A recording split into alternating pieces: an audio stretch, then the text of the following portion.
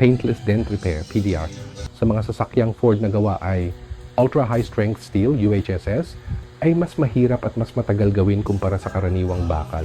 Ang metal sa mga panel na ito ay matigas, solid at mahirap hubugin pabalik, kaya talagang hamon ang proseso ng PDR.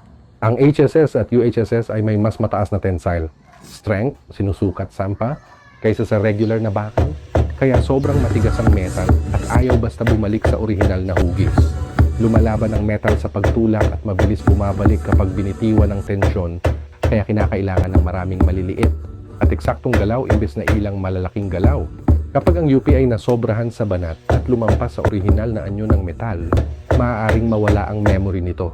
Sa ganitong kaso, maaaring hindi sapat ang PDR lamang o hindi 100% perpekto ang resulta at posibleng kailanganin ang tradisyonal na paraan ng pagkukumpuni.